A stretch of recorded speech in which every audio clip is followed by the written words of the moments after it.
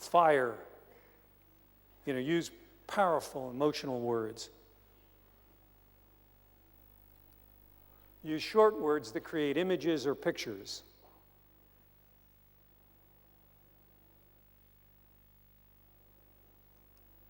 Eliminate as many adjectives and adverbs as you can. The copy should be clean and lean and not mean. Avoid headlines which merely create curiosity, because the person will read that and will not order. If the prospect feels deceived, he stops reading and will not order. For example, if you have in your headline, you're a business, let's say you have a product that appeals to entrepreneurs or should appeal to entrepreneurs, and you have the following kind of a headline. How to improve your sex life is the headline. And the first sentence is, now that I have your attention, I'd like to tell you about this new business product that's going to revolutionize your business. You think that's cute and clever.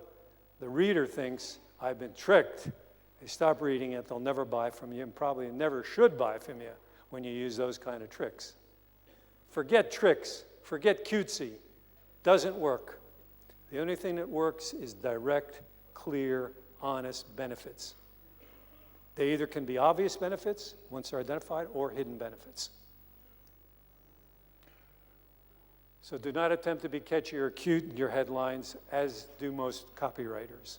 Most copywriters in advertising agencies, they try to use little trite phrases from, that are popular jargon of the day and things like that. Forget it. They're sitting there starving to death, these copywriters, because they never sold a product in their lives, these people, most of these people. I'm pretty hard on advertising agencies, even though my first serious job was for the McCann Erickson agency, which later became the biggest ad agency in the world. At the time I worked for them, I was 19 years old, and I was not a copywriter, I was like a clerk for them, an assistant, a lackey. I did whatever they told me. But they took a liking to me because I worked harder than most of the other employees, and I used to ask dumb questions, like I'd ask Mr. Harper. The founders of the company were Marion Harper Sr., Marion Harper Jr., that made advertising history. They landed the Buick account, the Coca-Cola account. And I would say, Mr. Harper,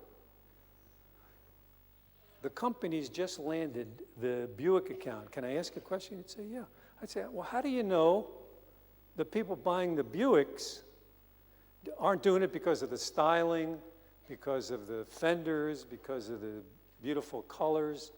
How do you know it's not a result of the advert? Why don't you put a coupon in the ads, I would ask, quite dumb questions like this, and ask the people interested in the Buick, they could get a full brochure with all the Buick styles, the convertibles, the station wagons, and so forth. He said, we can't do that. I said, why? He said, because the client would know the response rate. I said, but isn't that good? He'd say, no, it's not good. Well, but I'd say, then how do you know the client? I mean, how does the client know the advertising's any good? They said, well, we do surveys. You know what you can do with surveys? See, I come from the old school. Surveys mean you can get surveys to say anything you want. The only thing that counts is I spend so much and I get so much back. And if I'm not getting that return on investment, I've got to stop the advertising or I'm going to go broke. You identify with that? That's how you look at it. People ask me, what kind of a response rate should I get? And I say, I don't know. Depends on your strategy, but one thing for sure, you can make a lot of money if on your front end for the first product, you break even, you cover your costs, because the big money in direct marketing is where? Does anybody know? It's the so-called back end.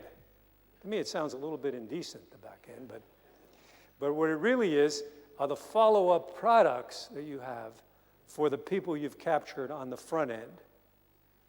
So if you are losing $1,000 on everybody that you sell the first product to, no matter, even if you have the Bank of England behind you or whoever it is, you're going to go bankrupt because you can't afford to spend $1,000 to sell the first product and lose big money, almost $1,000 on each one of the customers. you've got to cover your front-end costs. So I'm very happy to break even on most products. I'm even more happy when I make 2, 3, 4, 5 times costs, because then it's very profitable on the front end, and it's very profitable on the back end, and everybody's happy. Everybody's happy. I'm happy. The customers are happy. The clients are happy. The suppliers are happy. Everybody's thrilled. And that's what you want to try to do. You want to get as close to that as possible. Okay, now I'm going to show you some things about an ad that are going to change the way. See, a lot of you have never run ads, you've told me, in breaks, or you'd like to know how to run successful ads, but you've never done it.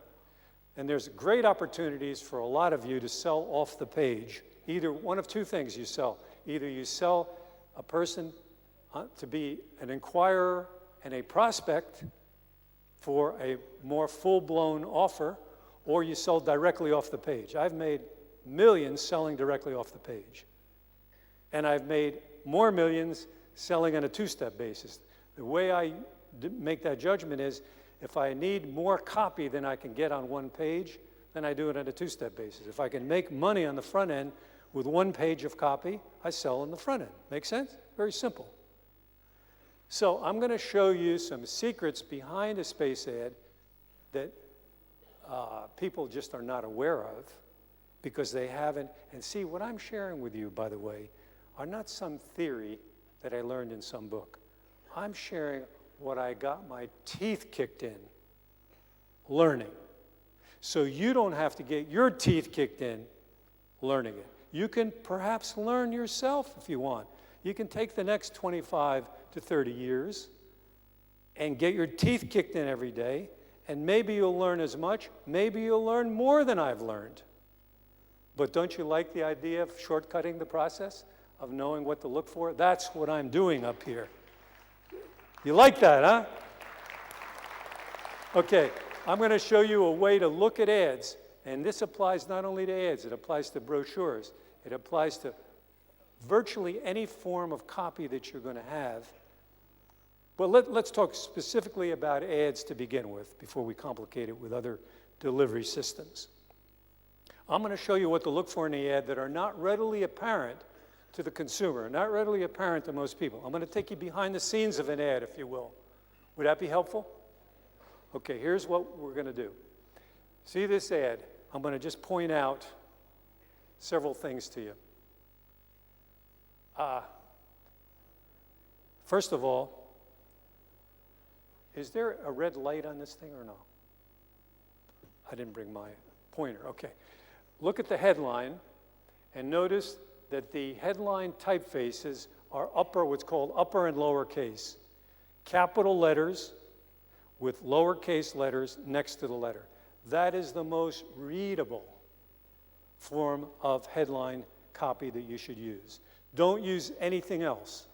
Graphic designers get bored with upper and lowercase. They want you to use all caps. But when you use all caps, there's one problem.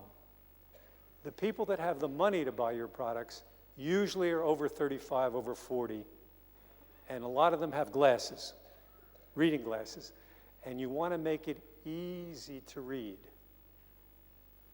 Number 1. Number 2, you want to make your copy and your ads look like editorial matter. I call my ads advertorials. You don't want your ad to scream, I'm an ad, I'm an ad, I'm an ad, because what people want to do with an ad, you know what they want to do? Before they read it, they want to deep six it or turn the page. You notice people, when they read their direct mail, they read it in front of a wastebasket. And the stuff, because most things people get in the mail, what do they call that kind of mail? And what is it? It's junk, man.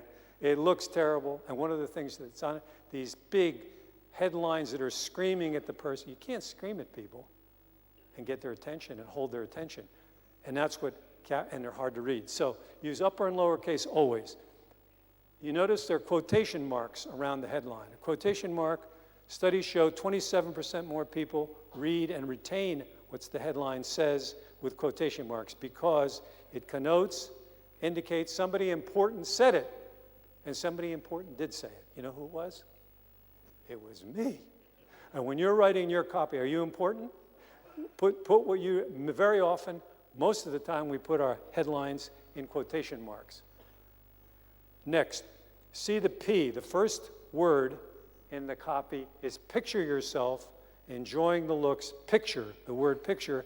There is what's called a drop letter. A drop letter. It's a drop P. Why is there a drop letter in the ad? Anybody guess? Because selling is a sequential process, you remember? So I want the person to read